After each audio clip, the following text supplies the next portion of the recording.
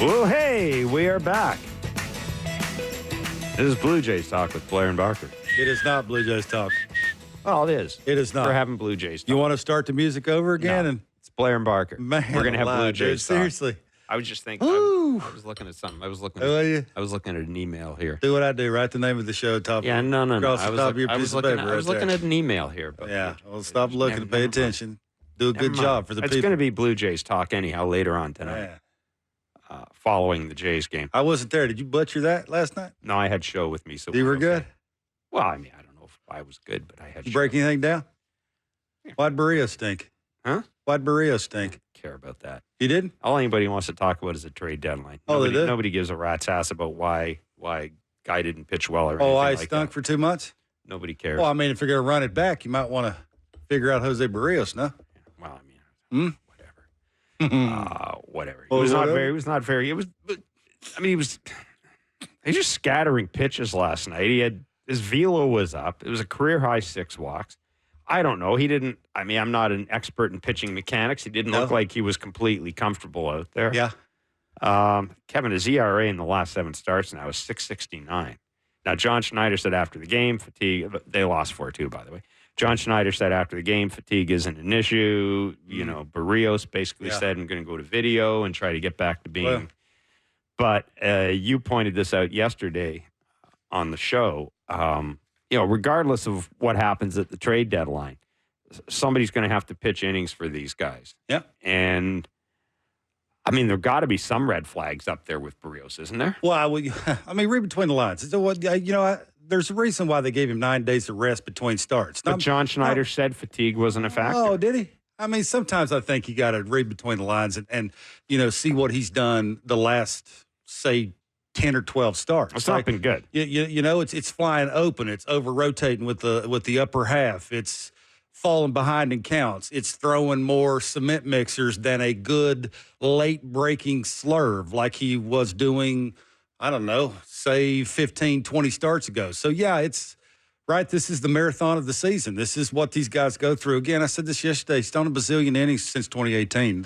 Sooner or later, things are going to catch up to you. It's just – and that's when – you have to be a little bit more mechanical sound. You have to, stay a little bit more direct, stay in your lanes. They talk about that all the time. So what do they do? When you land open. So what do they do? I think it's more mechanical. I think it's a mental mindset. I think when you're overcompensating for something, whatever that is, maybe forcing break, maybe trying to force a little bit more late movement on the two-seamer. The four-seamer and the two-seamer, John even said that last night after the game. Location of that thing hasn't been real good. I mean, that's where it starts. Pitching is just like hitting. Why has Vladdy and Springer turned their seasons around? Mashing fastballs. Pitching is exactly the same way. I know they abuse secondary pitches and want to flip that thing till they're purple. It gets back to you're having to locate the fastball with some velocity, some consistent velocity. I said this yesterday before his start was, look at that. Look at the velocity on the two-seamer. Because it ain't a sinker anymore. But the velocity was up, though. It was. It was up. That, again, it gets back to that 9 days of rest. That's why John mentioned that after the game. That's what they're trying to get back to a little bit more consistently is staying at the same velocity all the time. That'll tell you he's staying within himself. It's free and easy. He's not overthinking something. Mechanically, it's there. He's not flying open. He's not over-rotating. Over-rotating means when sort of you land open, hips go one way, arms dragging, ball go everywhere. And then when you do throw a good one, sometimes, right, like the homer he gave up, he wanted to go away with that, the little slurve thing, he leaves it middle in. Second home run of the back year. leg city. It's those kind of things, right? So, look, it's a marathon of a season. It's not – I don't think it's anything of a giant surprise. This is when mentally, physically, they've been grinding all year to keep the other team from scoring 0. Yeah. Every once in a while, things are going to not go the way you want them to go, and it ends up this way. This is probably more concerning than anything else we've seen with the starting rotation, though. Kevin Gausman, I get. You've talked about Kevin Gausman, how many innings he's pitched. I get all that. Jose Barrios has pitched a lot of innings. I get that, too. But he's a pretty good athlete. And, what I'm seeing from Kevin Gausman, has it shocked me? Nope. Chris Bassett's kind of what I thought. Dudes don't get tired? To this degree? This early in the year? I don't know, man. I mean, he ain't falling off a cliff. Like he kept him in. 6.69 ERA is not good. He kept him in the game last night. Again, they got a middle of the order back and drive in runs. They win the game last night. Yeah, that's what a good pitcher's supposed to do. When you ain't getting it, you keep him in the game. Hopefully, somebody runs into one. He was not that, but that was not. We have not seen dominant Jose Barrios. We have not seen dominant. We've had this conversation if you look at 7 games now. If it's 7 games now, we're talking the middle of July. I mean, he's like a career that's early in the year. He's a career high 3 ERA guy. I know, but that's I think sort of sometimes you're going to get some months where it's mid-6 ERA. That's just the way it is, right? He's a field guy with the slurve and ERA is just what it is. Yeah, sometimes it's marathon. Like you got to. Well, it's always a marathon. You got to grind always a marathon. So but I see other guys perfect starts. No, but I see other guys pitching in a marathon who haven't fallen off a cliff who have thrown the second most innings since 2018. No, there's only one other person that's done that. Yeah, but there's tons of guys. There's tons of guys that throwing more innings than. There's tons of guys who've thrown more innings than he has this year. I think you're asking a ton. I don't think it's I don't think it's just this year. I think it's accumulation of a bunch of years, and sometimes guys just go through things. It's tough, right? Sometimes you aim the slurve. Sometimes now I'd love to see him throw more changeups. I think that thing's good. My point in this whole thing is what do you do the rest of the year now? Because you're probably going to move one of your starting pitchers. You're probably going to move Yusei Kikuchi. Mm-hmm. Yariel Rodriguez. You're still trying to get him. He starts tonight. You're still trying to get him worked back. You don't have anybody. You don't have anybody in the minors. I mean, I don't know. Maybe. Is James Kaprelian still down there? I don't know. Is Aaron Sanchez down there? I mean, it's not like there's anybody down there that that's going to necessarily come up. And we're at the point right now where they're going to need guys to give them innings, not even good innings, just innings, because if they kind of, I don't think they're going to punt on the year completely. I don't think they'll be allowed to do that. But if this is where they are right now, if they don't contend for a playoffs, but they're still going to need dudes to chalk up innings for. Yeah, I think you might be getting a little too greedy with Barrios. Okay. Like I think sometimes guys just go through things and for whatever reason can't figure it out. You could hear the frustration in his voice last night when he went back and looking at old video and. Everybody does that. Gosman's been doing that, right, with the bent upper half and trying to throw a little bit more sidearm and get the ball in the zone a little bit longer, right? It's where he's starting the baseball, where he wants it to end up. Barrios is no different. It's the slurve. It's the location of stuff. It's the consistent mechanics. It's where you stand on the rubber. It's all those things that go into. The quality of his pitch. He's been getting hit. Yeah. He's been getting hit. He's been facing some good teams, too, some good lineups. You can roll your eyes all you want. Is Barrios a number one on a legit contender to win a World Series? Yes or no? No, but then there you go. Is he number two? That's debatable.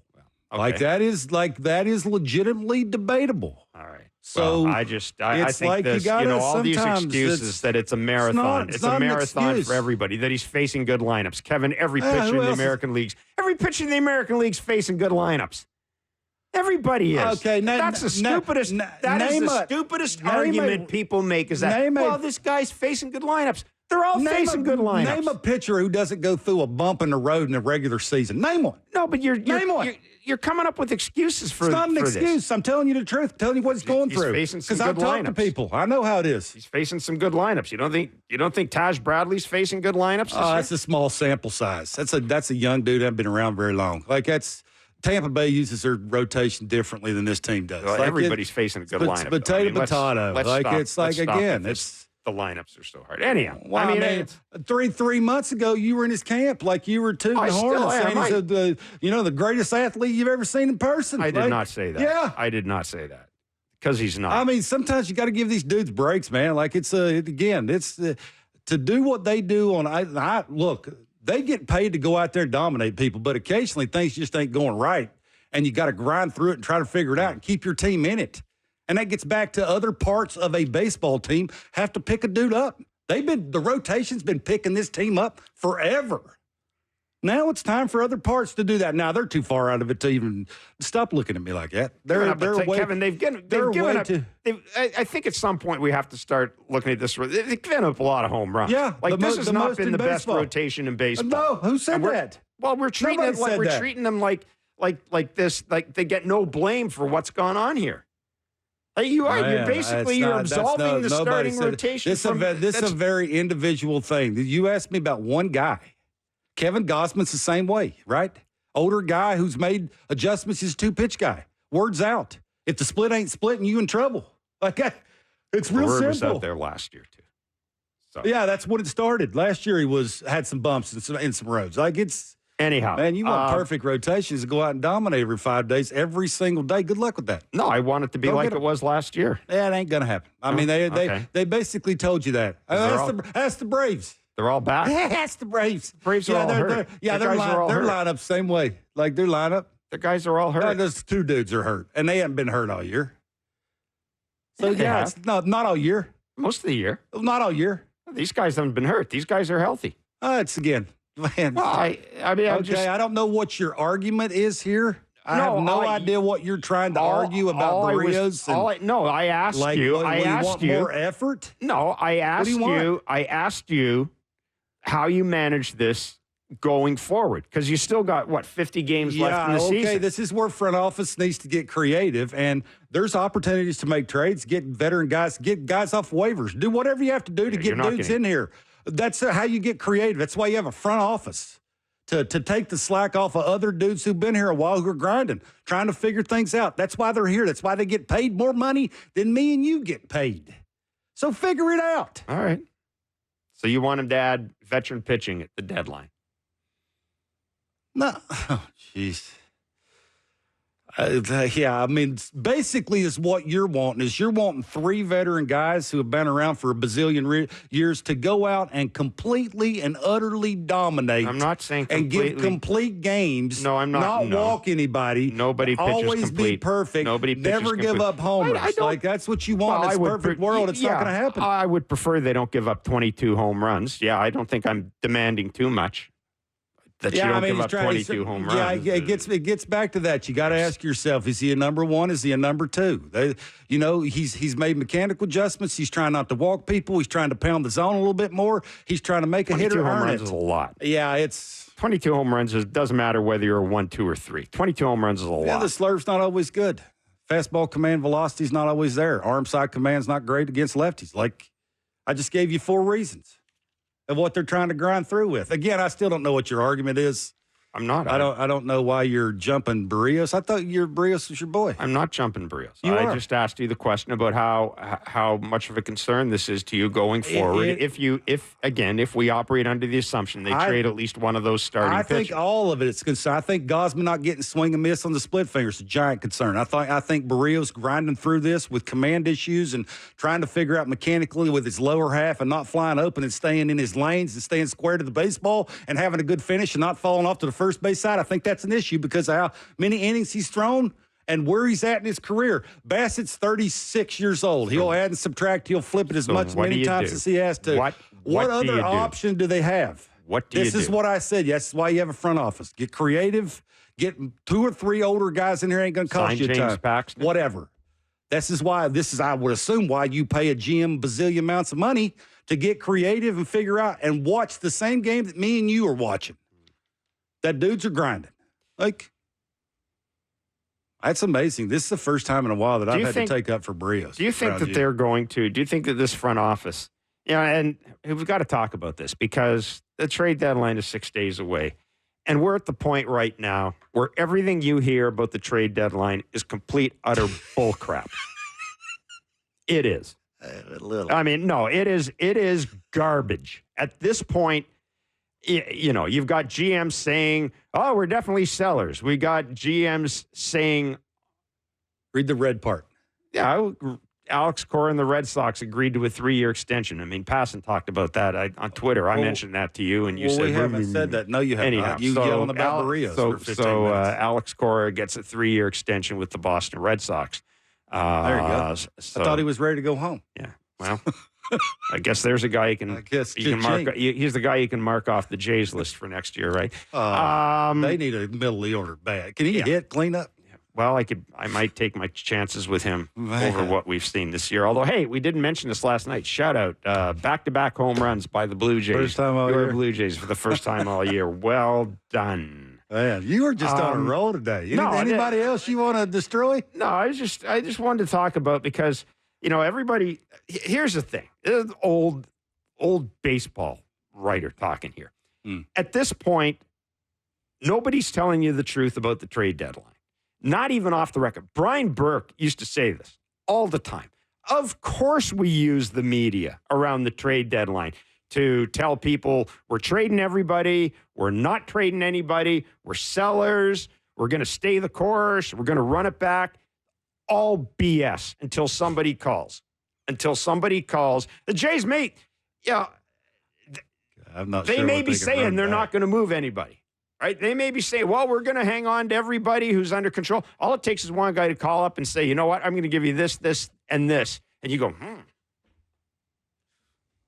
okay, well, maybe we'll change our mind. So I'm throwing that out there because I've read that, in recent days that they're going to trade guys with a little bit of control. They're not going to trade guys with a little bit of control. They're going to trade all their rentals. They're not going to trade all their rentals. They're going to trade some of their rentals. They're going to try to thread the needle. I mean, the Mets GM talked about that. We're going to try to trade for the future and contend. It's what everybody does. So I'm just saying that everything you hear about the trade deadline from this point on, just take it with a grain of salt because it can all change. Trust me, it can all change like that. It can all change like that. Everybody does that who's 10 under, 10 out of a wild card spot, and 16 games out of first place in the American League East. Everybody does that? Of course they do, because you're trying to talk up the market value of your players. What good would it do? What good would it do if Ross Atkins came out and said today, yeah, we're trading everybody? That affects the market value of the players. If he said that, that'd be awesome. No, but they're affecting the market value of the players. Guys always try to talk up the market. They do. You're going to hear, I guarantee you, when the trade deadline rolls around, and you're going to hear that, boy, there's more teams interested in Jimmy Garcia than we thought there were. No, there isn't. So I'm putting that out there because whatever anybody says, mostly they're just guessing, especially the way front offices are now. It's not like the old days where teams would send scouts all over the place and scouts would sit around the press dining room and say, hey, you know what I heard? I heard the Phillies are in this guy. You know what I heard? I heard the Mets are in this guy. Oh, I heard. And that's the way it was. That's all. Where do you think those trade rumors come from? That's where they all came from. Teams don't do that anymore. Teams just don't. There just aren't as many scouts out there spewing stuff as we've seen in the past. And there aren't. So this is kind of what I'm trying to get back to with the Blue Jays going forward is, I think at this point, all we know is this. They're in last place in the AL East, and they're not going, they're not going to win a wild card. They'd have to go like 40-10 in the last 50 games. It's not happening. That's good luck. So, that's that's all you know. Now, we also know that it does not seem as if there's any payroll pressure. It doesn't seem as if anybody's telling them they got to move guys. The luxury tax is a concern because it has implications on what you get, in return for compensatory, in terms of compensatory picks with your free agents and all this stuff. But the Jays have not indicated that this is a concern for them. Either one, they think they can get under the luxury tax, and I think they've got to do something like $21 million or something like that to get under the luxury tax. And we're talking about $21 million in total salary, not $21 million in salary for the rest of the year. So, if they decide they want to get under the luxury tax, they could trade Jose Brios and they'd be under the luxury tax, or close to getting under the luxury tax. But we're led to believe that's not a concern or that is being managed. So, from the Blue Jays' point of view, I'm expecting a fairly quiet trade deadline. I'm even wondering now, look at Danny Jansen. Does Danny Jansen, doing what he's doing right now, does he have more value for the Blue Jays than another team? Like, someone's got to catch because Alejandro Kirk is not catching. He's not going to catch 9 games in a row. Someone's got to catch here. So maybe if you don't get anything for Danny Jansen, maybe you keep Danny Jansen for the rest of the year, let him walk as a free agent, and then you get the compensatory pick. Yeah.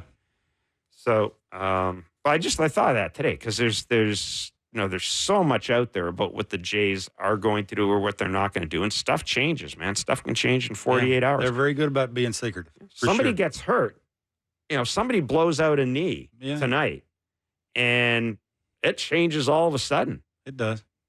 The Houston Astros get an injury, all of a sudden, they're going to be even more. Can we agree though that Jimmy Garcia and Yusei Kikuchi are the two? Those are the two. There's where you hang your hat on. Those are the two. I also think that Chad Green some team may take a look at Chad Green. His contract it's not like his contract is going to break the bank if you're another team. But yeah, I don't know about Gossman. I don't know about Bassett. We talked about this. I think Chris Bassett is really intriguing to me, but is Chris Bassett a guy that starts the second game of the playoff series for you? Nope. The third game, depending on the match. You have to think about it, right? Where they're at, and that's the issue with the guys. Even Yusei Kikuchi. You're going to start him in the second game against the playoff series against a team loaded with right-handed hitters. Yeah, Bassett might be a guy that helps you get there, though. Maybe that's what he is. Maybe he's not so much a guy you're using in the playoffs as getting there. The Jays have a bunch of guys. A bunch is strong. The Jays have 3 or 4 guys that might help you get to the postseason. A bunch is. But I mean, if I look at those pitchers, in particular the pitchers, maybe I think Justin Turner with this postseason track record. I can see Justin Turner. He looks more comfortable to play too. I think it's a big deal. I can see Justin Turner being on a team that wants to.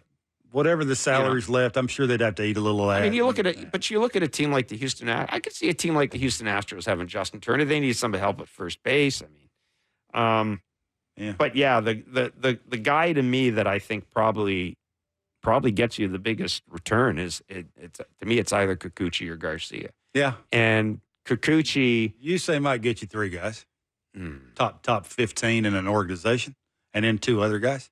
Oof. He gets you like Flaherty got you. What was it last year? Yeah, 3 guys. That's it. I mean, there's not too many lefties that throw that hard, or the age that you say is, and he's a rental, you could even use him in the playoffs. Yeah, he's a rental and he's a Boris guy. So you know that if you get him, you're getting him only for 6 weeks or whatever it is.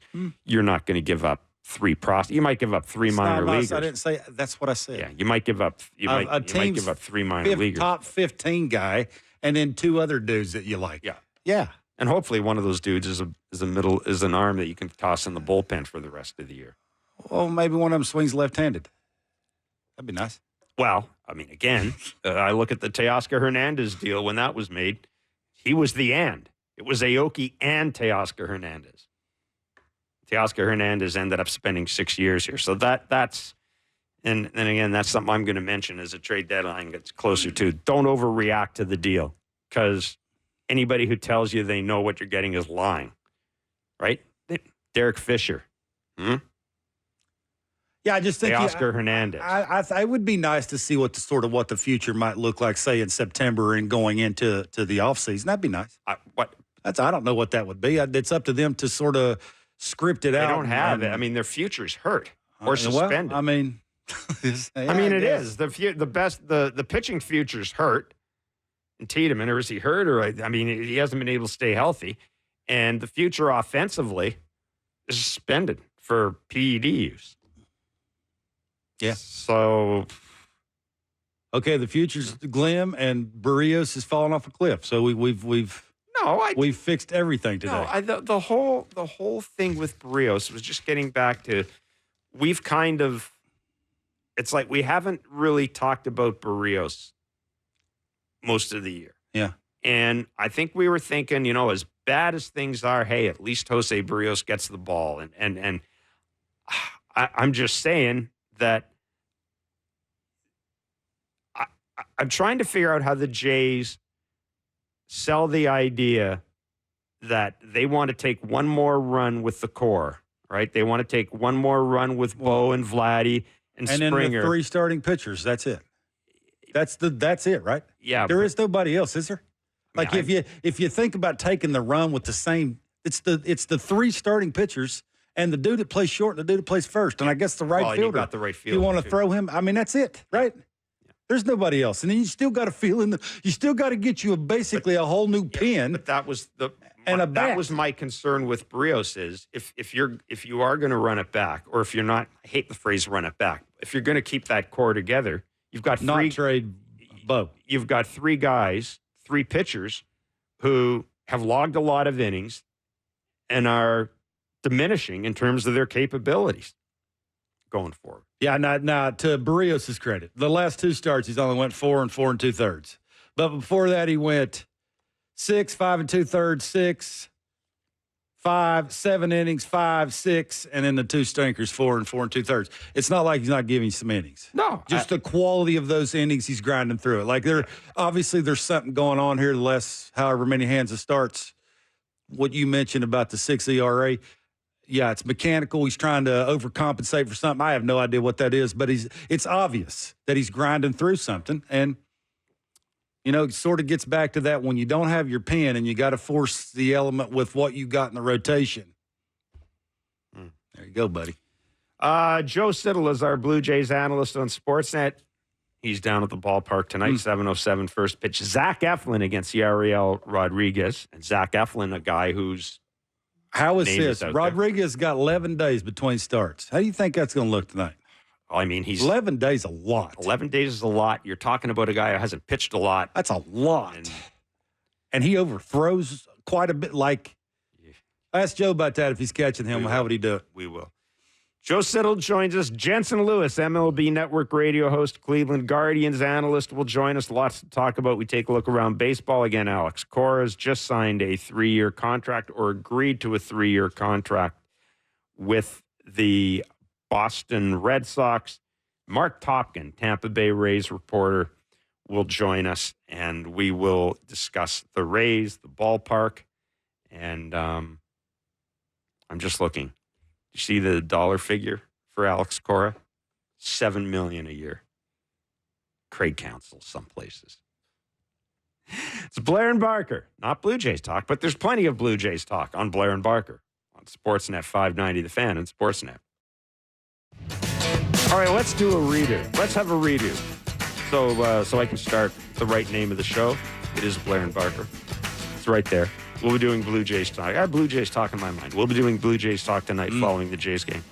7:07 first pitch to the Jays lineup is as follows. Springer, Horwitz, Guerrero, Turner, Varsho, Kirk, Clement, Kiermaier, Jimenez. Yariel Rodriguez on the mound. No Danny Jansen tonight. Alejandro Kirk has caught, how many? He's caught 3 in a row. 3 in a row for Yariel Rodriguez. Yeah, I think he's an overthinker. Like sometimes I think it's just push the right button, aim at the right target, throw it there. Spencer Horwitz is at second base tonight, so they're not doing anything. They're not doing anything funky. Jensen or Joe?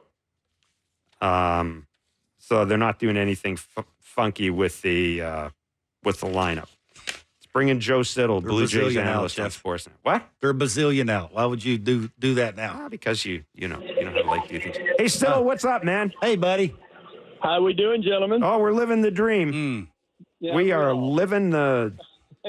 We're living the dream. I'll tell you what. Talk about baseball. Come on. There you go. Yeah. There you go. Yeah. Way to go, Joe. Yeah, that's right. I like that. I like that. Yeah. Yeah, you almost sound like you mean it. Yeah, that's good. Hey, Yariel Rodriguez. You did. You see, you could have jumped right in there and said, "Are you terrified about Jose Barrios lately?" No, listen, I'll go there in a minute. Barker's just, he's out of control today. I don't know what they put in his coffee, but he's out of control. And what he's taking. Oh, hell, anyhow, we'll talk about Barrios in a minute. I want to talk about Rodriguez. His last outing was on the 12th. It's a long time to go between starts. Joe, if you were catching him tonight, one, what would you be looking for out of the gate? And two, how would you, if something needed to be corrected, if something wasn't working, how would you go about doing that? Well, first and foremost, he's coming off a long break, and he's coming off that start in Arizona where he was a little erratic at times as well. That could have had a little bit to do with the Diamondbacks lineup. Sometimes you give credit to a good lineup that's tough. He struck out 7, so the the pitch count's going to go up, but he only lasted 4 innings. And I think part of that was the Diamondbacks lineup. You might get away with a little bit more against the Rays lineup. Maybe they'll chase a little bit more. Maybe they'll be expanding with those sliders that he throws away to righties a lot. But I think with a guy like that, that's been off so long, I think the bullpen session before the game is so important. And as a starting catcher, always go down there and catch the last 5 or 7 minutes of his bullpen session and really get a feel for what he's feeling. And I wouldn't get too cute early. Like really just think about pounding the zone early. And it doesn't have to be just fastballs, but not be trying to be too cute on the edges. And ironic, I think that's what he's done pretty well in his recent starts is that he's kept the fastball out of the middle of the plate. And that's wonderful. But I wouldn't tell him that because you don't want him trying to paint edges here and falling behind. That's a long break. Jose went through it last night. He had a long break as well with the All-Star break. Mm-hmm. And, I don't know if it was the break so much as just mechanically he was a mess probably last night. But for Yariel, you've got to help him in every way you can. But the bullpen session beforehand, that's when you got to play psychologist as a catcher. That whole walk in from the bullpen tonight is big for me for Alejandro Kirk because that's when you set his mindset. That's when you set the tone about – now, you got a game plan going in, but that's when you really set the tone because that's the last thing you do before he goes out there and toes the slab. Is there one thing with Barrios that you're most worried about? Anything? Mechanically, pitches, velocity? Like, I think it's all. Yes. I think it's all. Stuff. Yeah. Stuff. Like, it's just not as sharp. Right? Mm-hmm. Earlier on when I saw him struggle, it'd be because, he can hang a breaking ball in the middle of the plate. Yeah, he can leave a changeup up. Those sorts of things. Or, sometimes the sinker's in the middle of the plate instead of the edges. Those are obvious things. But then you start seeing some other pitches, and it's just like, there's not a whole lot of swing and miss. The hitters are looking. Rosa Reyna last night looked like he was taking batting practice. Yeah. For me, I'm running a sinker in on his hands at least to try to make him feel uncomfortable last night. It didn't matter what the pitch was. He was just teeing off on things. So that tells me that the stuff's just not as electric as it has been in the past. Remember how he used to dominate right-handed hitters? Yep. He really did it with, that sinker running in and the great curveball away because it was such a great pitch. Well, there's a lot of rolling going on. That's not spinning like it used to. So I just think the overall stuff's not as crisp. What is that? I don't know. Is it workload? Is it innings? Is it long season? Could be all of the above. He's pitched an awful long time, but you hope it's just a little blip because any pitcher like that, it's like with Gosman. It's like with Bassett. These guys that have been doing it a long time, and hitters too. Mm-hmm. You can doubt them because they go through their struggles, and you think maybe this is it. This is Father Time and all, but then you see them rebound because they're so darn good. They figure it out. So hopefully for Jose, he can figure it out. But that wasn't a good one, and it hasn't been a good run for him. Staying in the rotation, you mentioned Gosman. The swing and miss that he's not getting scary, right? It used to, you could tell the dudes, the split fingers coming, and it really wouldn't matter. Now it's roly-poly. Like just seems like it's rolling up there, and they're either taking it or they're hitting it somewhere hard. How do you fix that, Pro? I know he's tried to add pitches, which – he ain't a two-seam guy. He ain't a slider guy. Like, you can throw them things out the window. Joe, I just don't know how he consistently gets through this with 2 pitches and that roly-poly thing. How do they fix it? Well, you start the season over with a healthy shoulder. He missed spring training, basically. He's never come back. And who knows if it's even right now. Like, the velocity's played games back and forth all season. Some days it's pretty good and looks fine. But you know what we're not seeing? We're not seeing a consistent 96, 97 at the top of the zone with that nasty splitter down at the zone. And that can be health. That can be whether it's biomechanically what that arm is doing, what that body's doing, but whatever it is, it's not coming out. And, it's been a few years now for Kev since he's been this 4-seam up, splitter down guy. The league's evolving around him. He's got to evolve back.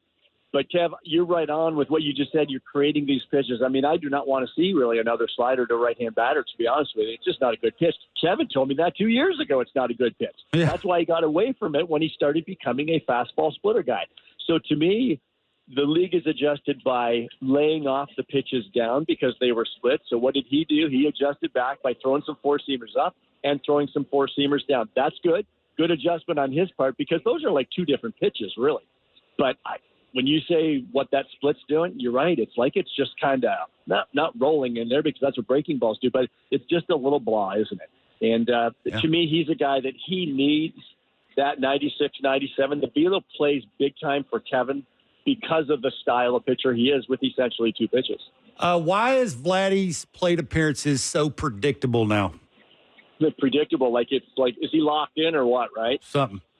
Oh, man, it is. I'm seeing a lot of what we saw a few years ago, guys, and I know we've talked about this ad nauseum over the last few years. I love watching his swings from that year. Yes, it was minor league parks. Yes, all this. Yes, all that. I still will not go there. I'll say the swing was different, and the swing's looking a little bit more like that, like a lot more like it. You look at his season, and it started off terribly. And then the second month of the season, it's like, okay, you could see that barrel tipping a little bit. He was trying to become a little bit more dynamic with his move to the ball. He's hitting balls hard again, but they were all singles. So then once we got into like June and now July, so now we're really seeing it. I'm sure you've watched it, guys. Watch that barrel tip. It's like this big move to tip that barrel. And what that does for me is it really engages his core and prevents him from jumping out forward, because that's not what you want to do as a hitter. So with that big barrel tip move, now it goes back and he's staying behind the baseball. So now you're seeing it better. You're not jumpy. And, I mean, if he sees the ball good and stays behind the baseball, that's like when he hits a home run to right center field there in those seats, that's Vladimir Guerrero Jr. in a nutshell. When he catches that slider and puts it deep into the seats in left field, that's Vladdy in a nutshell. I think he's a lot like he was in his MVP caliber season right now as we speak. Joe, what is you've been around the team certainly more than we have lately. Are you detecting a different mood around the team as we get closer to the trade deadline at all? Guys quieter? Are you detecting more talk about it? Are you in a different mood, you guys? I think we're all in different moods because our conversations that we're having right now aren't what we thought we'd be having at the end of July, right? Yeah. They're supposed to be buying right now. They're supposed to be vying for the AL East title or at least a wild card.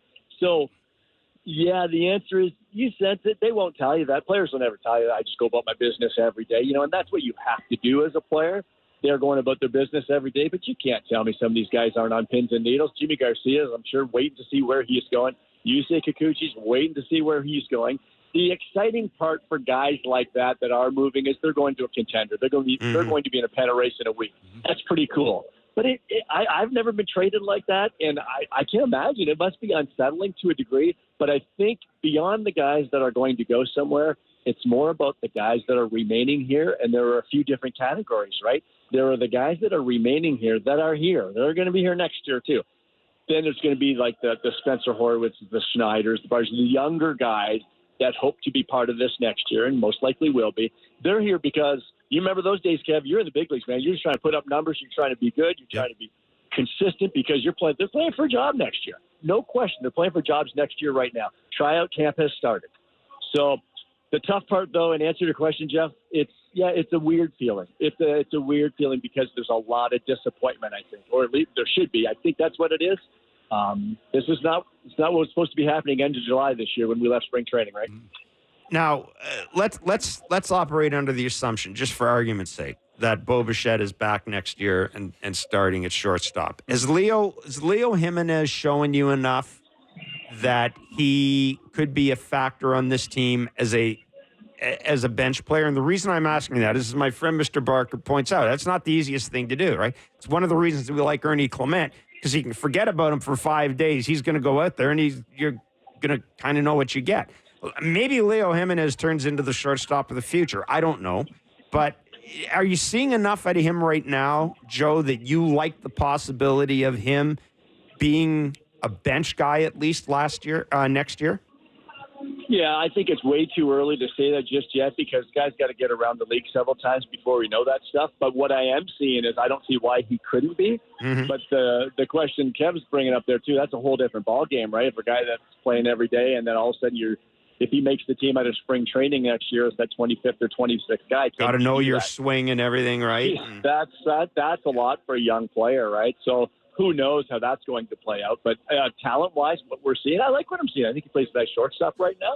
Doesn't seem overmatched, Joe. Like, you watch him at the plate, he doesn't seem overmatched. Looks like a big league hitter, doesn't he? Yeah. Yep. I like what I've seen so far. And, again, that's so far because it's such a small sample because we know, it takes 500,000 at-bats because they're going to start doing things to him. Can he adjust? And he looks like the type of guy that can. But, David Schneider burst onto the scene last year, too, and we're seeing what's happening with him, right? The struggles are continuing. So, and even with Spencer Horwitz, now it's a little bit of a different approach because he gets on base so much, but we'll see. Everybody's really excited about him. So am I. but I'm very cautiously optimistic about young players coming up. Joe, how do you think well, this two-part question. Have you heard if you say Kikuchi's making his next start? I think that would be the 28th, maybe that's Saturday. I think 28th's on Saturday. And the second part of that question is, how do you think John Schneider handles the trade pieces like a Jimmy Garcia, like a Chad Green, like maybe a Trevor Richards, right? You don't want to abuse them. You don't want to get them hurt. How do you use them the next 6 or 7 days? So, if you need to trade them, you want to trade them, you can trade them. Yeah, I think you do it very carefully. I don't think you're going to, like Jimmy didn't pitch back-to-back the other day there when he could have, and I didn't expect him to coming off injury, off of the rehab stint. But I don't think you want to really run any one of those guys into the ground before, like you just said, I think with Jimmy for sure, he's going, right? That's a no-doubter. Yeah. And you Kikuchi too, but I think the Kikuchi one's interesting because there are other starters that I think are going to be gone before you say. So he might be one of the later guys to go. Now, does he make that start? He could get traded right at the deadline. He could get traded the afternoon of the deadline, right? Because there's Garrett Crochet out there. We got Fetty out there, right? There are other guys. Who knows if Tarek Skubal goes from the Tigers? Yeah. But those are the bigger names that I think teams are going to be after first. And then after all that settles, I could see if Kikuchi's still hanging out there and you're the whoever, Dodgers or whoever, I mean, it's a pretty nice pickup, right? So does he make that final start when you're dealing him? Maybe the Blue Jays gauge the interest and then make that decision then, because the last thing you want is for him to go out and tweak something and then a trade fall through. That's for darn sure. Yeah.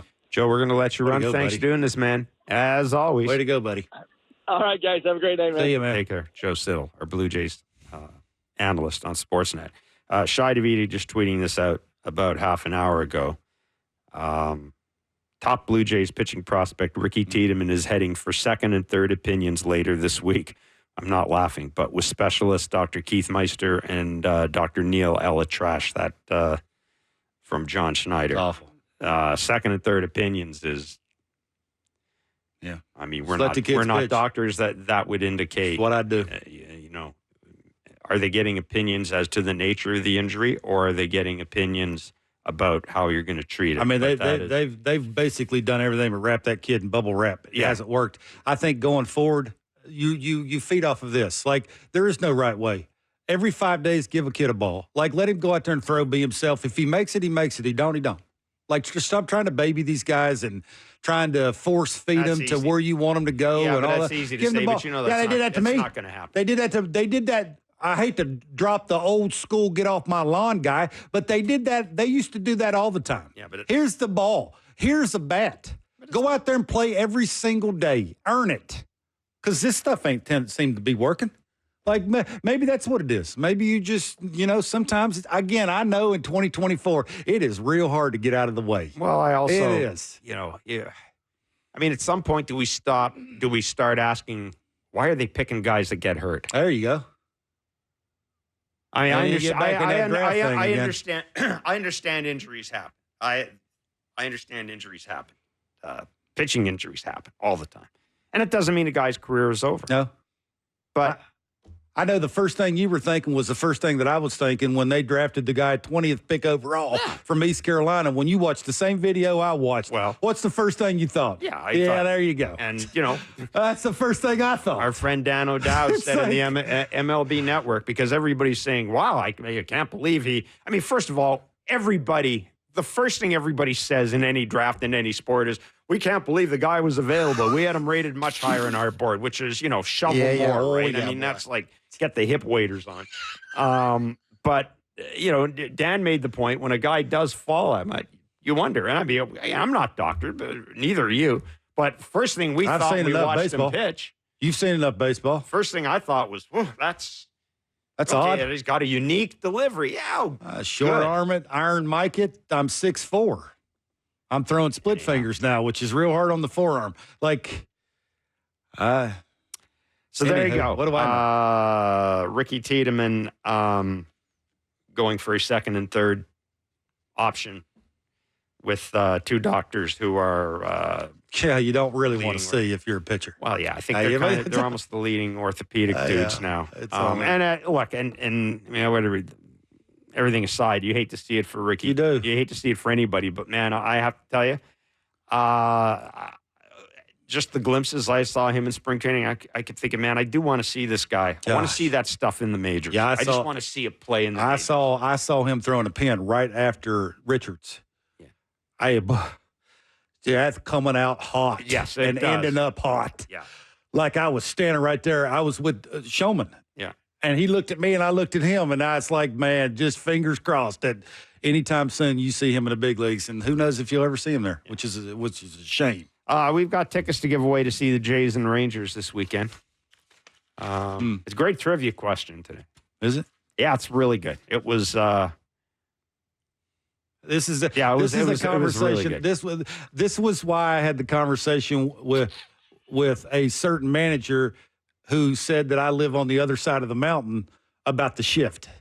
What? Yeah. I asked, why does certain guys don't try and hit the ball away from the shift? This guy was taking batting practice when I was asking the manager why that was the case. And this manager said, because they don't make it to the big leagues doing that. Yeah. I love this. One, he was a great dude. And two, he could play some defense. He could pick it. He could absolutely. I'd take him hitting cleanup. Oh, yeah. Right now? Hell left-handed? How about that? Hell yeah. I would too. Yeah. Anyhow, but we're not going to that's just a taste of what you're going to get. We're going to give away tickets in the next hour after Jensen Lewis joins us, just ahead of Marc Topkin joining us as well. And we'll talk. We got a lot to talk about. Zach Eflin, who's starting for the Rays tonight, he's another guy whose name is out there in the trade market because the Rays are getting some of their starting pitchers back. Yeah. A reminder that tomorrow's game is a 3:00 start. We will be doing Blue Jays talk following the game on TV and radio. What? No, just because I started the show. It's never a good sign. Felipe Alou always used to say, when the first play of the game isn't made, you're going to lose. It's going to happen. First play of the game not made, you're going to lose. And I ruined the entire show by saying it was Blue Jays. I told you, write it across the top of your piece of paper. No, I used to have to do that. It's just, it's been one of those days we were like doing commercials and stuff and like reads, and it's been odd. It's been a weird day. It's been a weird day. Not for me. Like I drove in, I just beat the weather, man. I beat all the, it was like I had the rain in it was that back end of my car as I was driving all the way in. Oh, it was just a getting it. Clown car. It's a Volkswagen Jetta. Clown car. I mean, not all of us. It's like the Fred Flintstone's car. It's a Run Jetta. faster. You go. Jetta. It's a perfectly normal size. Not all of us have got not all of us have got a thing with a car company, right? I mean, not all of us are wheels, and can get a thing with a what are you with talking? a I don't dealer. have any idea what you're talking about. Well, you got a thing with the dealer. I don't know who's you or anybody else. Okay. Some of us, some of us pay our way. Oh, that's what that is. Yeah, Some of us pay our way. Yeah, Jay's talk. Some of us pay our way. Well, Anyhow.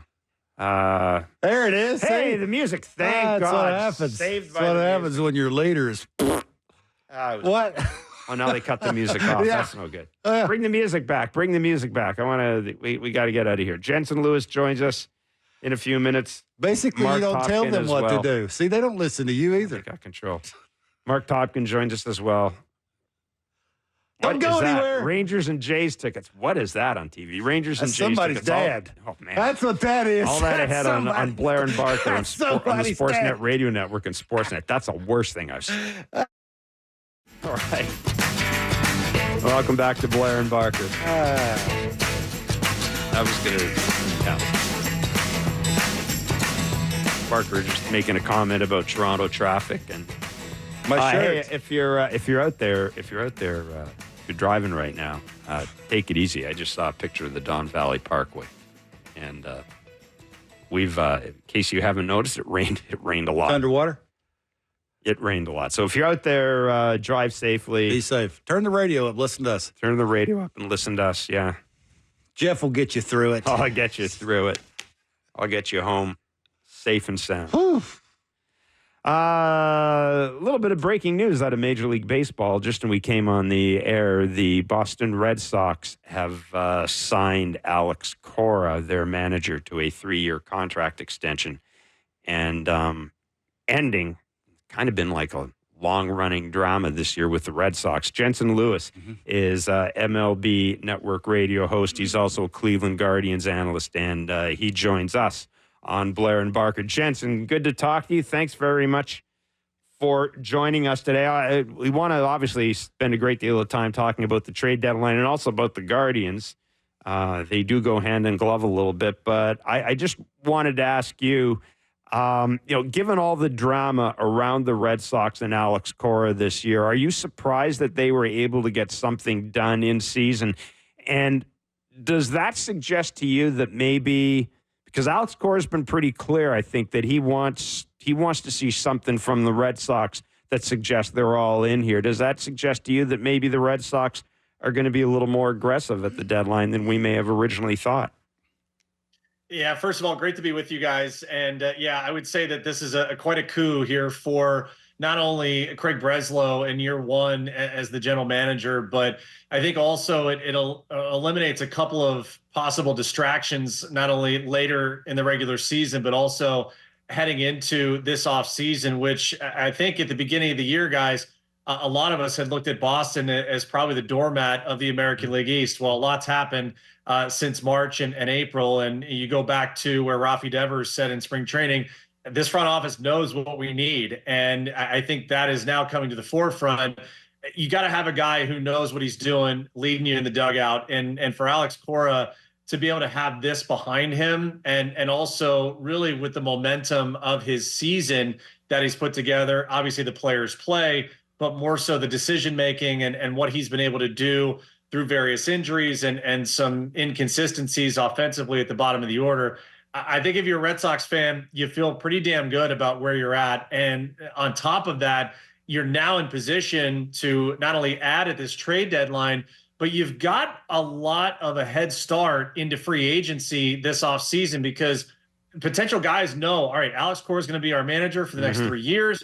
The ownership and the front office are now on the same page about leadership moving forward. So, I think this eliminates a huge distraction for them, and it gets them ahead maybe of some other teams to be able to add possibly this offseason. Yeah, and the adjustment, I think, with the rotation about spinning it first, I think that sort of has figured out a way to – take some lesser pitching and turn it into something that can give you a quality start and help you win a baseball game. Flip it on its end. You mentioned doormat, and I hate to say it this way, but I want to get your thoughts on the Blue Jays. In your mind, is the Blue Jays the biggest disappointment in 2024 in Major League Baseball? Yeah, probably for the American League, guys. And I was really high on this group coming in as someone who played – under Mark Shapiro and Ross Atkins, know them well. And, when you think about on paper where this group was just from an offensive standpoint, I think we were comfortable looking at the top 4, maybe even the top 5, bringing in Justin Turner and seeing that, okay, you guys can make this work. Now it's the bottom of the lineup being so exposed, not only at the beginning of the season, but as you guys have seen day in and day out. Well, that's a hard way to do business in the American League East, just knowing not only the lineups you're going up against, but the pitching you're going to have to go against too. I think the back-end bullpen injuries with Romano, with Swanson, it's so hard to overcome 2 guys that you really depend on to help close out games and then trying to reshuffle the roles there. That's really tough.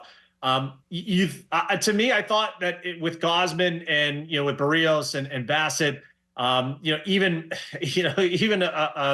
a pipe dream of a Manoah revenge tour, coming in, you felt that if they could tread some water and figure things out at the bottom of the lineup offensively, that maybe the pitching, when they got healthy, they would hit a surge. But guys, the disconnect I feel that you see from body language and games they should have won that they don't, and then just some non-competitive at-bats in series in and series out. It's got to be frustrating to watch, at least from the outside, being objective, looking at them. That's a team that had so much promise, and it felt like they could never really get the train out of the station to get any kind of momentum whatsoever. Yeah, I think one of those reasons is Vladdy, but this Vladdy all of a sudden is starting to hit home runs and not missing pitches that he's supposed to be hitting. I know how we talk about Vladdy on an everyday basis. How does people like yourself in the United States market talk about Vladimir Guerrero Jr. on an everyday basis? Well, I know here in Cleveland that we would love to have him as our first baseman and our DH.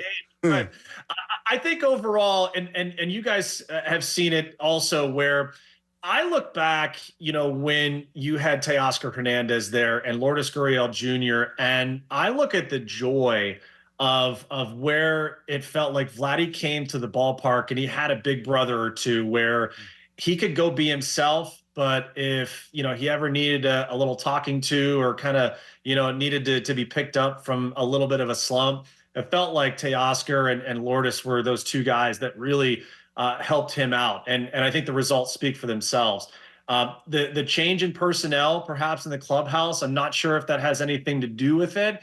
But it feels a little more like, he's been isolated, if you will, and he doesn't have his boys with him. And there's something to be said, especially as a position player, when you're kind of anointed as that face of the franchise, or at least the future of the franchise, and you feel continuity with some of your teammates and established stars, especially in Teoscar's case. So I wonder if that played into it. At the same time, I think pitching wise, you look at that lineup and it's easy to circle him. That's the guy that you can't let beat you. And perhaps if there was that bat behind him that was forcing you to pick your poison, it might be a little different. But you're right. These last couple of weeks, heck, even the last 3 or 4 weeks, this is the Vladdy I think everyone here in the States is used to seeing. And I think the only other question remains is he still wearing a Blue Jay uniform after Tuesday night? My feeling is yes, he will. But that's a question that, both Ross and Mark would have to answer and decide. Really, that's a tectonic shift for the franchise. If you send him out, then it's a full facelift now for this organization moving forward. Yep. Jensen, Kevin made a point very early in the year about Kevin Gausman, and it kind of got me thinking, watching what Jose Barrios is going through right now. And to a certain degree, what we saw earlier from Chris Bassett, although he's such a unique guy that, he just seems to be able to figure it out. But Kevin's point about Kevin Gausman was this guy's pitched a lot. At the end of the day, he's just throwing a lot of pitches in the last 6 years. Jose Barrios, we talked about this, in the last 7 years, only Aaron Nola. Yep. Since 2018. Yep. Since 2018, only Aaron Nola has logged more innings. Is there... At some point, do you just look at a guy, Jensen, and say, maybe that, and I'm not Barrios less the case because he's younger, but in the case of Kevin Gausman, maybe the tank's just a little getting close to empty? Absolutely. And I think you also look at kind of the leverage portions of some of those outings too, guys, where, they're high pitch count innings, right?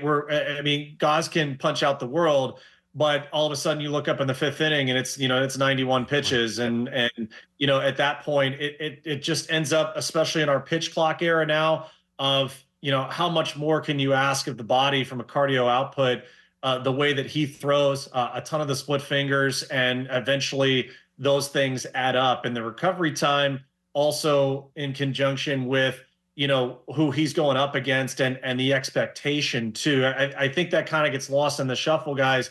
We saw it for a while in Cleveland where starting pitchers or pitchers in general would come in, and if you gave up 3 runs, you were losing. Like there's no way to overcome it. And so offensive inconsistency can also put added stress. Maybe that's not going to go into the box score, but that certainly will reveal itself as you get towards this portion of seasons. But man, you look at the competitor and God, you take him every single time because the stuff is there. That when he just pins his ears back and lets it fly, he can be one of the nastiest guys in the game. But I'll agree with you. I think you can see in stints here where, the odometer is reading what it says, but perhaps there's a bit more mileage on it, not only physically, but mentally as well. Jensen, if you're the Baltimore Orioles and you're looking at the New York Yankees, and, Juan Soto yesterday had some interesting comments about basically what he'd like to see the Yankees. I think he basically said it's hard to, win a World Series with just 2 hitters. He kind of agreed with what I think was Luis Severino had said about the Yankees. If you're the Orioles and you're looking at what the Yankees have gone through, does that make you more inclined at the deadline to go for it now? Like, even more than you may have originally been attending to. For me, I honestly feel like they probably knew a month ago that the American League was there for the taking, and I think you can make an argument, guys, for maybe upwards of 6 teams that legitimately could get through the American League side of the bracket. There really is no horse in this race in 2024 on the junior circuit that stands out above the others. And you look at Baltimore, New York will be in there. I think Boston has to be given consideration the way they've played. Cleveland has been such a big surprise, but they'll have to do some things at the deadline with their rotation. Minnesota, I think, is going to be heard from. The way Houston, they're as good at running the marathon, guys. 6, 7 straight ALCS. They never panic at any point during the season because they understand what it's all about. Seattle just continues to get ravaged with injuries, and you guys thought you were having hard nights watching your offense. I can't even imagine what Seattle fans go through knowing that they have that kind of dominant pitching staff. And then here's Texas, guys. The defending champs are just 3 games out in the weakest, quote unquote, record-wise division in baseball, and they're going to get healthy, you would think, at the right time with DeGrom coming back, with Tyler Mahle coming back. If Josh Young could have come back and been healthy, and Evan Carter, I mean, they could basically run it back from where they had pretty much last year minus Aroldis Chapman. So I think what's unique about the American League, and kind of roundaboutly coming back to your initial point about Baltimore, I think Baltimore has 2 things to address. First and foremost, if they're in the Tarek Skubal market, then I think this is the time that you spend that prospect capital to not only get probably the most dependable and best starting pitching asset out there at this deadline, but now you cover yourself in case Corbin Burns ends up walking this offseason. And now teaming Skubal with Grayson Rodriguez and however else you want to fit out that rotation, now it looks a heck of a lot better because you're going for it not only this year in a year where the American League is pretty even, but you've set yourself up for 25, 26 and beyond to have that established 1-2 punch. I also feel that this is probably the deepest offense on paper in the American League, and that's without them wanting to add other pieces to that, maybe more experienced pieces. So they're in a unique position. Whoever gets the top 2 seeds in the American League, I think those are the difference makers for them because of the amount of pitching resources you'll probably have to expend regardless of what the matchups are in the wild card round. The teams that get the top 2 seeds are really in the catbird seats to be able to get to the World Series. Do you think the Guardians believe right now that they could go on the road in a playoff series and say beat the Orioles, beat the Yankees, beat the Astros? Like maybe if they went out and added a piece or 2, I mean, legitimate pieces or 2, not just the Kevin Barkers of the world, like somebody that could actually make an impact with their team, that they could compete and beat a really good team on the road in the playoffs. Kevin, you and I are the missing pieces for the Guardians. You're right. I mean, in all seriousness, and I've said this for the last 3 to 4 weeks, I think internally they realize that when you're looking at a Baltimore lineup, a Houston lineup, perhaps even a Yankee lineup, if they add offensive pieces at the deadline, you have to have someone to team with Tanner Bybee, and maybe it is Gavin Williams coming back from injury. But to me, I think you got to go 3 deep. I think you got to go out and get a Jack Flaherty type. Even an Eric Fetty helps you enough because he still has legit swing and miss stuff. It may not be 8, 9, 10 strikeouts, but it's enough to get through 2 times of the order, where Cleveland is in a much more unique position with 6, 7 arms in the bullpen that they can shorten the game with. So they don't necessarily need the innings eater, but you got to get someone through those first 4 or 5 innings that can get the swing and miss capability, as you mentioned, Kev, especially on the road. It is a totally different animal. I know from watching that ALCS guys back in 2016, when you saw, the Indians then come up to, Rogers Center and basically had Corey Kluber. You had Trevor Bauer for an inning before, the whole drone gate issue ended up biting him. And then you had to meander your way through a bullpen game. And then Ryan Merritt pitches the game of his life. So, you can't really rely on that luck portion to come through. you've got to get some established starters that have been in the moment, that understand how to handle that pressure. So as far as Cleveland goes, I've said they need at least one starter. If they can get two, I think that gives them a huge leg up on the rest of the field. Yeah. Jensen, really good of you to join us today, man. Thanks so much. Terrific insight. Great to see you. It's fun. Anytime. Thanks, guys. Take care. Jensen Lewis, Cleveland Guardians analyst, MLB Network radio host. The Boston Red Sox, by the way, are celebrating Alex Cora's new contract. They're getting pasted 15-3 by the Colorado Rockies right now. So there you go. That is, it's interesting about the Guardians. We've talked about the Guardians a little earlier this year. That bullpen, and you look at the way they play. Yeah.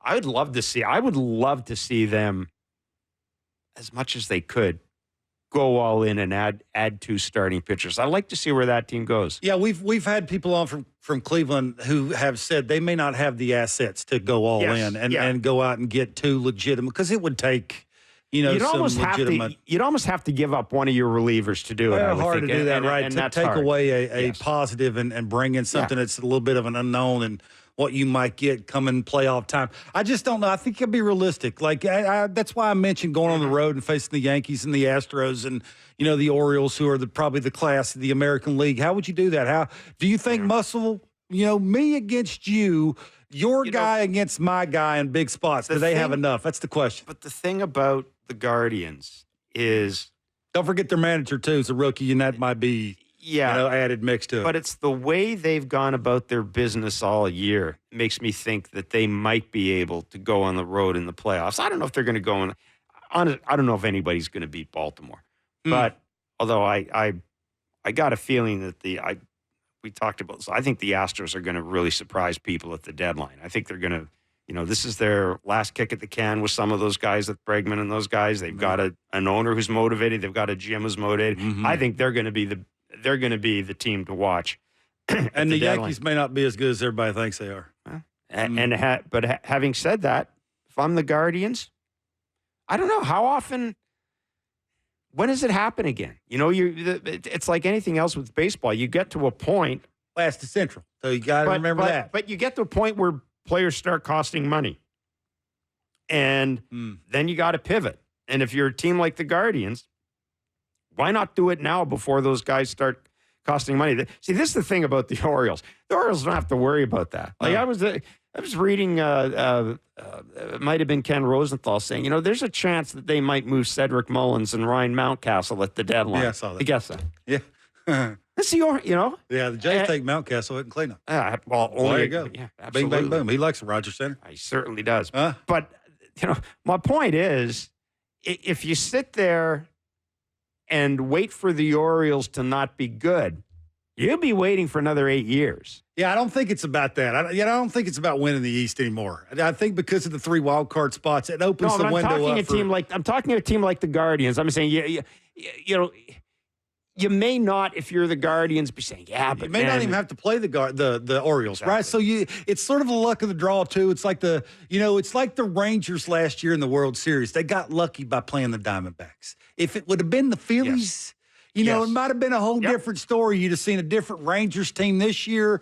Like they might have been a little bit more urgency, that kind of thing, right? So, it's about sometimes the luck of the draw about who you don't play other than who you might have to play. And it's just, again, I don't know. It's that old thing, right? It's if not now, when? That's the thing, right? Do you push your chips all in the middle of the table with what you got playing third? I mean, that dude is legit. Like that guy don't grow on trees, and the pin you got, the closer you got, like it's a 6-inning game with that team. It's just how do you get it to the 6th inning with the lead against some really good teams on the road? That would be the giant question, and just not sure they got the assets to go out and pull it off. So it's intriguing. At least they're in the mix, right? We thought coming in it was going to be the Twinkies, and now it's the Guardians and the Twins. So yeah, and the thing is, like that division is. You look at, I just saw this. I don't know if we saw this about Christian Yelich. Did you see that? Christian Yelich, he has gone on the 10-day IL with inflammation in his lower back. He's scheduled to see a spine specialist Thursday. And there is a chance that, according to the Associated Press, there's a chance that he could miss, quote, significant time. That's awful. I mean, I can't imagine. He's went through that before, right back issue. So, your back. You've hurt your back before? I mean, you can't even walk around. The Brewers are, he's had a really good year, too. He's one of the reasons why they were a big, giant surprise this year, right? Everybody thought he was going to, because they don't have the manager who walks on water anymore, right? Yes. I mean, that manager thing, boy, it just. That, and also we didn't mention Mike Trout yesterday came out of the rehab star. Listen, God love Mike Trout, but uncle, trade him. Get him out of L.A. I don't know if it's that. How about let's see him play 150 games again? How about that? Somebody trade him. I'm convinced if you plucked him away from the L.A. Angels, he'd be fine. There's a cloud following him around? I think there is. You think there is? I think there is. I mean, the 450 large they gave him is not helping the cloud? Anyhow. Come on. What a mess. Yeah, it's a mess because they can't figure it out, right? We've been giving you the chance to win Blue Jays tickets all season long here in Blair and Barker. Did you know that, Kevin? Yeah. All you have to do is text the correct answer to our daily baseball trivia question to 590-590. Standard massage and data rates may apply. That's like that thing you park your car in. What? How do you say that? What's that thing you park your car in? Garage. That's not how you say it. Garage? That's how you say garage. It's garage. I never say garage. You always do. Stop it. You always. We were reading that thing earlier for the commercial. Popped it right out. Stop it. Our last question and answer was, he started his career in the AL West with the Rangers and Mariners, played 4 seasons in Toronto where he won a Gold Glove, but had his most successful season in the majors with the New York Mets. My favorite Blue Jay of all time, Specialty R.A. catchers. Dickey. Oh, he's the greatest. He ruined some catchers' lives. Ask JP Arancibia. Today's question is to win tickets to see the Jays and Rangers at the Rogers Center on Saturday, July 27th and Sunday, July 28th. We're giving away tickets to 2 games. Wow. Well, then you got to make this extra hard. I'm not going to read this. This guy talks just like I do. Take it back and do it. Take it back and do it. Do another trivia. No, I'm just kidding. This player was drafted 11th overall by the Rangers to begin his major league career. He was. Wow. But he made his only All-Star appearance as a member of the Blue Jays in 2017. I liked him because he was famous for going fishing on the golf course at I was with him. I've been to him. Me and the manager. Guy out in the manager until I saw that alligator, and then I was out. But just think about that. I love guys who do. He went fishing in the middle of it. It's stocked. Yeah, I know. It's easy. Still, anyhow. Like, how hard is it? Anything that annoys golfers. Put the worm on the hook, throw it out there, and something's going to take it in seconds. It's funny how that happens. It's rockets. Anyhow, this player was drafted 11th overall. You're such an idiot. By the Rangers to begin his major league career, but made his only All-Star appearance as a member of the Blue Jays in 2017. Talks just like I do. Yes, he does. Left-handed like me. Do you know I was left-handed? Text the answer to 590-590 for your shot to win. See rules at sportsnet.ca/590. Standard massage and data rates. Standard message and data rates may apply. Mm-hmm. We're the only show could waste 7 minutes reading that. Called Ragging the Puck, my friend. Ragging the Puck. This guy was great. He was a very good fisherman. He was. Yeah, but he used to take me to the same places, and I was like, I had the same fishing. Like, you could see them actually, like, poking their head out of the water going, hey, remember me yesterday? It's like, that's not fishing. So it's like, yeah, so you can't really brag that you're good because, old Gibby would just show up and go, man, I was catching all these fish yesterday. And then I actually went to the honey hole he's talking about. Yeah. The what? The honey hole. That's what it's called. The honey hole. That's what it's called. Take you to my honey hole. Don't tell nobody. Shh. Got to drive around in circles. Somebody might be following. In the middle of a golf course. I know that, but it's Gibby. it's like. I just imagine Gibby pulling out a gun and just shooting a fish. Come on.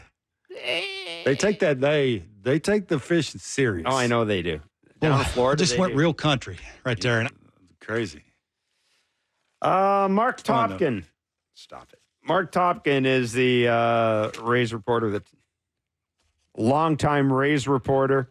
Yeah. The Jays and Rays are playing the second game of their 3-game series tonight at the Rogers Center. Zach Eflin on the mound for the Rays. Trade material against Yariel Rodriguez for the Blue Jays. No Yandy Diaz still in the Rays lineup. That's, wow, if you're the Rays. Anyhow. You're still beating the Blue Jays. Marc Topkin joins us next. It's Blair and Barker on the Sportsnet Radio Network and Sportsnet. All right. Well, this is what you call great timing. And I'm taking full credit for it. Shocker. Longtime Rays and current Blue Jays center fielder Kevin Kiermaier plans to retire at the end of the season. Marc Topkin of the Tampa Bay Times reporting that this afternoon. Obviously, you know that Kevin Kiermaier played for the Rays for a long time. Much respected, much beloved member of that team, and it's probably no surprise. I think we kind of, I'm thinking back to Kevin Kiermaier, what he told us in the off season when he signed here, and you got the sense that he had enough. Well, you got the sense that he was actually maybe not contemplating it this year, but had started to read the tea leaves. And I mean, who knows with the injuries that dude has had? He's logged a lot of miles on that body. Let's bring in the man who wrote the story, Marc Topkin of the Tampa Bay Times, joining us. Marc, thanks so much for doing this, man. It's great to talk to you again. I trust that you're keeping well. Just reading the article you posted on Kevin Kiermaier. Kevin Kiermaier is a popular guy in this city. He's just been here for a couple of years, but he's made himself very popular. I would think that the level of popularity he has in Tampa probably exceeds what it is here. Where does he rate, do you think, in terms of, I'm not going to ask you to rate him in terms of beloved Rays or anything like that, but in terms of fan favorites, I guess, in Tampa? Oh, I'd say he's way up there. I mean, it's without looking at a list here, but I would say he's definitely top 10, maybe top 5. I mean, Evan Longoria certainly is at the top of that list. Carl Crawford's going to be really high on that list, and Ben Zobrist was popular. I'm just trying to think of guys. James Shields. I mean, some of the guys that you identify with that kind of 08, kind of the 08 to 13 era of the Rays when they first broke through. And then kind of this second run they've been on now, obviously, that started, they got close in 18 and then have made the playoffs every year since 19. So he kind of bridged that. He played in 13. He played the game 163. So he was maybe the only guy that kind of did the playoffs, both groups of those playoffs for the Rays. And he lives in the Tampa area in the off season. He's out there in the community. You'll see him at a Lightning game. You'll see him at a Bucks game. He loves to hang out with the University of Tampa baseball team as kind of their unofficial assistant coach, and so he is definitely has a bigger presence in that regard. But yeah, I would say I'd probably just say top 5 as far as fan favorite, and a guy that fans love to see. He's very personable with them. Rosarena would obviously be on that list. Watching him take BP here, but yeah, definitely a guy that fans enjoyed watching play and enjoyed talking with. And when he jokes about this now, when he first came up with the Rays, he was young and single, and there were a lot of he had a lot of reasons to pay attention to who was in the crowd and things like that. and then now obviously married, a couple kids, a third on the way, and he jokes that now it's the older crowd that he's identifying with. But a very popular player in the Tampa Bay area, no doubt. Do you think that again, I don't think we can necessarily get in his head, but do you think that maybe having that very public acknowledgement that he had been placed on waivers by the Blue Jays maybe exacerbated this a little bit? Or was it just, you think it was, he's a smart enough guy. He's made decent money too, that he just kind of realized that, the time is up now, right? The time is up. When it's up. Just talking to him this afternoon, and I'll be transparent with you. When we were here in May, he said, I'm thinking about doing this, but don't write anything yet. So, I think, if you go by the fact that was obviously a couple months ago, he was thinking about it. I know just talking to a couple of Rays people here, sharing with them that I had just written that story, they said, yeah, we heard the same, or, talked to him recently and things like that. So I think this has been brewing. He made it very clear, in his comments that are in the Tampa Bay Times article on TampaBay.com that his body is just – he said he can still play at a high level, but it's so much work to be able to prepare to be able to play at that level. He's very excited to finish the season. He said, whether it's here, whether he gets traded, either way, he's excited to finish the season. I know he's in the lineup tonight, but he said this is it, and he's going to walk away from the game very proud. And what he did, 31st round pick, guy who kind of odds were stacked against him when the Rays drafted him. They don't do 30 rounds anymore, right, Jeff? It's a 20-round draft now. 31st round pick out of a small Indiana school to get where he did, win 4 Gold Gloves, win a Platinum Glove, et cetera, et cetera. Mark, you ever think he'd want to be a manager? Seems like a good manager to me. I don't think he'd be a manager. I think I don't know that he'd be good with the media. The sessions would take a lot longer than Kevin Cash's do. I can tell you that much. But, I think what he said, this is idealistic. He hasn't even retired yet, but he said, in his mind, like an outfield whisperer, like a guy who maybe a team hires and, hey, go work with our best outfield prospects where you're not on the road, with the major league team all the time. He said one of the things he wants to do when he retires is be a dad. They'll have, the 2 young boys and now the girl coming in December. So he wants to be a dad, doesn't want to do this full time. But he said, working with a young outfielders, helping them become really good defensive players. And then he said maybe eventually that becomes like a special assistant kind of role where he can just help the teams in different ways. And look, he's a good role model. He became a leader. He had dealt with injuries. He dealt with success. He dealt with failure. You talk to those guys who say, I've had a little bit of everything, and they become really good mentors for players because they can relate to them on different levels. Yeah.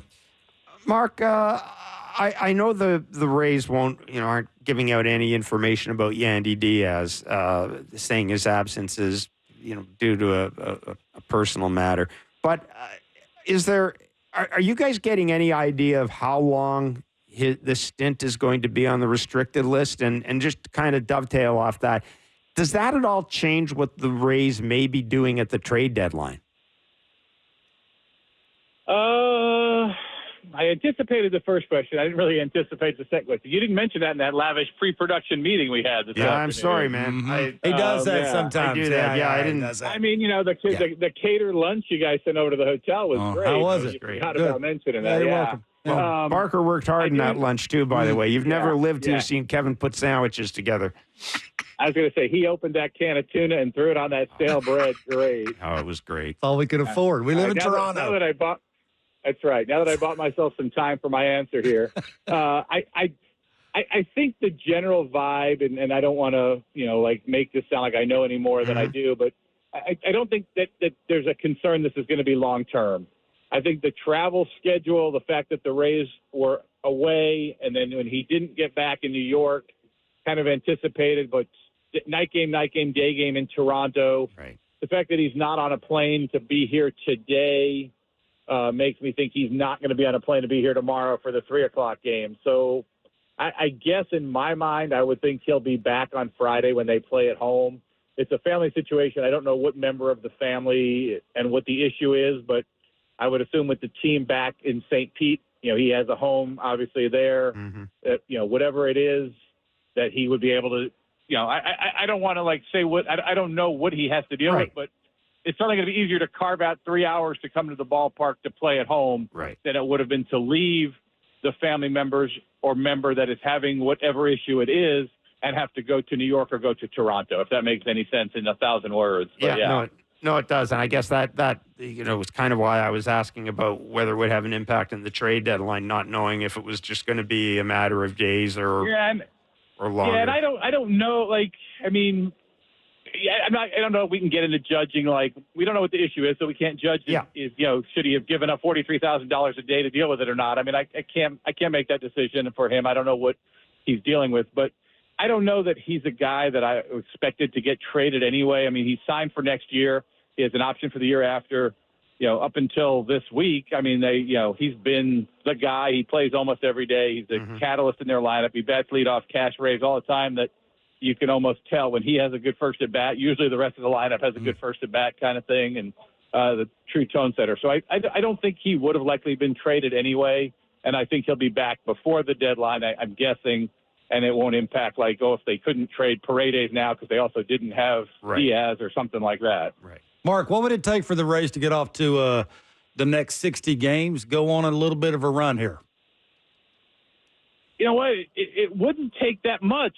They've had these little stretches where they've played well, and then they go out and then they either, just kind of like mediocre teams do. They'll win 3 out of 4, and you think, oh, they got a little roll going, and they'll get a bad start. Mm-hmm. Then you're like, oh, well, that guy, that one starter had a bad day, and that cost them. Then they'll go and win 3 or 4 again, and they'll face a hot pitcher, and they'll get shut down. The other day at Yankee Stadium, they didn't get a runner. The only runner they got to second base was Jose Siri when he touched it on his way around the bases on his solo homer. Yeah, that's slow run. And he did touch the bag. He made sure that he touched the bag. Mm-hmm. He's actually still running, I think. And then Juan Soto, somehow Juan Soto managed to take 7.7 seconds longer than Jose Siri did, which was even more amazing. Kids will be kids. But yeah, so I don't think it's that far. I mean, the Taylor Walls came back and he solidified the defense, and they are a much better defensive team. Siri still has his moments where maybe the focus isn't exactly there, but he's been much better. The hot dog plays, he at least now catches the ball before he does some of the other stuff. I mean, so I think they are better defensively. The pitching seems pretty good. The bullpen's been better. The offense, Brandon Lau's been hot for a little while here. Rosarena's been much, much better since about June 1st or so. So there are signs of that. So I don't think it's impossible. And look, no offense here, but the teams they're chasing, I don't think Kansas City's a great team. I don't think Boston's a great team. Detroit's kind of right under them. There's somebody else is up there too. I don't think they're chasing, the Houston, Seattle, whoever's not in first place. I don't think any of these are great teams. So, yeah, I think they can stay in this race. They're 4.5 out now. We talked to Eric Neander, the baseball operations president, the other day and said, what are you looking at? Are you looking at games back? Are you looking at over, under 500? What's making your decision? And he said, I can't expect any GM to be forthright at this time of year totally, but he said there is no one magic number. It's just going to be, how they're playing, where they are, how the teams ahead of them are playing, what's available, who's available. Like all those things are going to factor into, how active or not active they are at the deadline. I don't think you're going to see them sell off everybody and get Class A players back. I think if they make trades, they're going to get, major leaguer or close to major leaguers better. They think they have a chance to be really, really good next year with McClanahan back. Springs will be back here soon, but a full year of Springs. Rasmussen should be back for next year. He'll come back as a reliever this year and then go back to being a starter next year. Obviously what Taj Bradley's done, you're going to see him tomorrow. So they feel like they can be really, really good next year. So you don't want to break too much of that up for the sake of, making a couple of trades this year. But on the other hand, Zach Eflin with an $18 million paycheck next year, this may be his last start as a Ray tonight. How about Paredes? I've heard that name, and I wonder why I've heard that name. I know it's the Rays, and the Rays do things in the underground city that most teams don't do.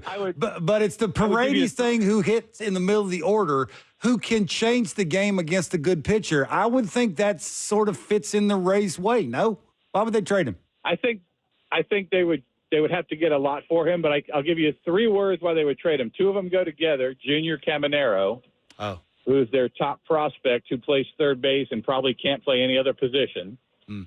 Defensively, and then arbitration, because Paredes he's a 4-year arbitration guy. This was his first year of arbitration. He made 3.5. So he's going to have, he's going to run the salary up pretty good over the next few years. But that being said, I agree with you. This is a team that typically doesn't have a lot of plus side offensive players, right? They build on pitching and defense. They brag about it all the time. That's their DNA. So you have a guy who can provide some good defense, not great, but good, and give you some offense that you normally don't get. I think you got to hang on to that guy. No question. Mark, last question. I'd be remiss if I didn't ask you this, because anytime we had you on it seemed like we're always talking about the future of the Rays, the future of the Rays, the future of the Rays. I'm sensing a light at the end of the tunnel after that last vote. Am I accurate in that assessment? You are. And I think the city of St. Pete and Pinellas County are going to thank you for that donation that you're going to make at Jeff Blair Stadium. Absolutely. That's really cool that you're going to buy the naming rights. That's awesome. Now, look, they are very close to making this thing official. The St. Pete City Council is contributing about 1/4 of the money, and also handling all the development. They're going to build an entire little village around the stadium. It's similar to the Atlanta thing with the Battery, but actually like 1.5 times the size of that. All starting in the parking lot of the current Trop. So it's going to be it's a 20-year project. I mean, we're not going to all be doing this radio show when it's done, but the stadium is open in 2028. So anyway, the St. Pete approved it. That was the tougher vote. Pinellas County, the same group that helped fund the Blue Jays' beautiful training complex, the renovations to their stadium. It helps with the Phillies spring training. They're also going to pay a fourth of this. They have to vote on July 30th, trade deadline day. That vote is, by all reporting that we've done, expected to pass. That will make this thing official. So, will there be a challenge or a lawsuit or something? Probably, sure, why not? But that will make this thing official. The Rays are paying half plus all the cost overruns. The city and the county are each paying a quarter, and they're going to build this giant, like I said, basically village or small city around the stadium. Shops, bars, restaurants, condos, apartments, live, work, play, the whole thing. Awesome. This may be getting ahead of ourselves a little bit, but do you have any idea when the new ballpark might start to have an impact on on-field decisions for the organization? Yeah, I mean, look, we've asked that question, and they're smart enough to say, of course it'll help us. We'll have more revenue. We'll be able to spend more money on player payroll. It'll all go to that. Now, we'll probably have to see how that plays out. The stadium's supposed to open in 2028. It's only going to have about 30,000 seats. Part of it is this intimate feel. A lot of the alternate seating areas, like I'm just looking here around Rogers Center, they're going to have some living room couch-style seating area and some bar top seating and so a lot of untraditional stuff, I'm sure, all with premium price tags. But I don't know if I can tell you yet how much more revenue. They certainly haven't shared that with us yet. We would assume it's a significant amount when they factor in. I mean, like that Braves thing, the Battery, the Braves are the landlord. Every business that opens there, the person they rent from is the Braves, the BDC, Braves Development Corporation. It's right there on the sign. So I assume, again, we haven't seen all the details. The Rays will have some benefit from all of the surrounding development as well. So it should help. I don't know if it puts them, they've been like a bottom 5 payroll team. They've talked about wanting to get to a middle attendance level. So I maybe would make a corollary there and say maybe this gets them to the middle of the pack payroll wise, but that's just me speculating. Mark, we're going to let you run. Thanks for doing this, man. Thanks, See you at the Mark. park. Anytime. You guys make it fun. Awesome. Take care. Thanks. Marc Topkin of the Tampa Bay. He's talking to Times. me. He's not talking to you. Yeah, I know. I know. That's fine. I'm used to it. I'm used to, I'm here for people. So. I wonder what Mark's BBWA card number is. What's your number? 46. Does it matter what your number is? Yeah, the longer you're there, the lower the number gets because people die or move on. So, yeah. Who's the lowest number you know? I think, I'm not going to say, I thought, I don't know anymore. I honestly, I don't have any idea. So does it get you any more benefits if the number's lower? I'm asking. It's a fact. Yeah, you get frequent. Well, what do you get? Well, frequent. So what's the attending point? points. Do you get free meals at every ballpark? Like, No, what do you you don't do? get free You meals at every What's ballpark. happening here? No, it's just a, So it's a useless card. Is what you're saying? Well, no, it gets you into the game. I mean, you for need free? it. No, of course, it's your media pass. Oh, Jackass. But yeah, so he's got to be down there. Like he's got to be. he's older than you. He's been around. I mean, I think he's covered the race since day one, or pretty damn close to it. So it's not how old you are. It's how long you've covered. Yeah, it's how long you've continuous years of coverage. Oh, okay. So he's covered it longer than you have. I don't know. I mean, I've covered it. I've had a card since 1989. So yeah, he might be he might still be in like the 60 to 70. Wow. Do you look down on him? No. Because his number's so big? No, listen, you know what? Are you that person? No. Are you? Given how much I had best friends on the Brewers team. Like, I used to hang out with them every second.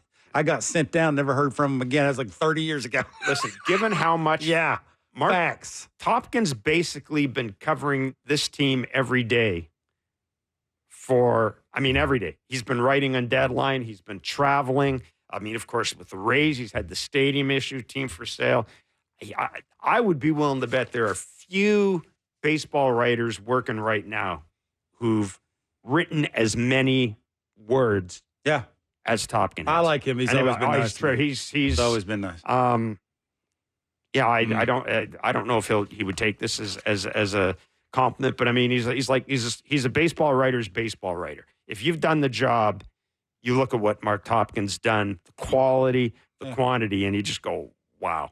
I would think that's a good compliment. And he is. He's a fine traveling companion, I might add as well. That sounds like you got stories, Jeff.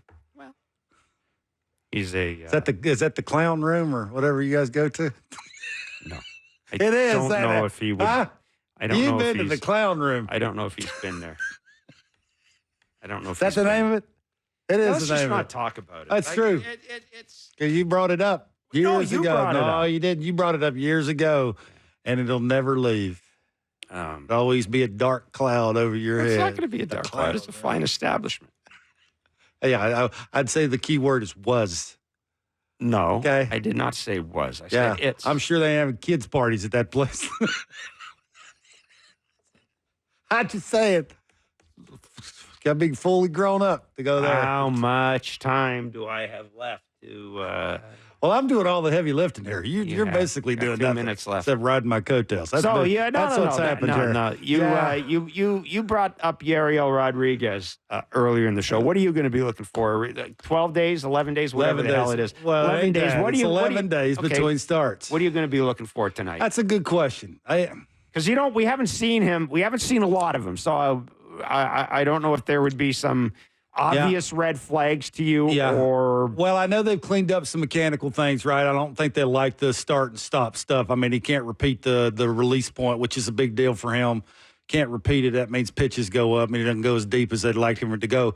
I mean, he's thrown the most he's thrown in a game is 83 pitches. I'd say that's about what he's got. They ain't going to go much further than that. 83. Did he throw 82 pitches for over 4 innings his last start? Yeah, it's not. He throws a lot of pitches. Like it's so and I think they've gotten away from the Khakis have stopped forcing the backspin four-seamer at the belt with him. Just sort of be who you are. Like if you've got natural cut in your ball and you got a filthy release point and you're hard to pick up, but go out there and let it eat, kid. Like I think that's sort of where they're at with him, and I think it sort of all feeds off of the repeatability of the mechanics. Now I think they found a little sort of flow to that, the anchored over the rubber where when he starts down the mountain, it just sort of everything's going where it's supposed to go, and the sort of out of the glove is quick enough, allows him to get to the arm slot. So I think that is more important than actually all the other stuff. And, I think sometimes he's fun to watch, which is not a lot of dudes on this team are. Yeah, he is. He's a fun guy to watch. Actually, it's interesting you mentioned that because he is. There's a little bit of personality and a little bit of a show. Yeah, you get about a half a year of this. What you're getting from him, and then next year it'll be go time. Yeah, it'd be like the gloves are off and. I mean, he's a player. He'll get the opportunities he gets. No, it has to be for they're this team paying to be, him to this team to be successful. Dominate. Next year, Barrios will be a year older. If Gosman's here, he'll be. Bassett's like he's got one of them low numbers on that card. He does. That's it for us. We'll be back tonight with the Blue Jays talk. We'll be back tomorrow after the Jays if they game. let us. If they let us. Enjoy the baseball. Have a great night.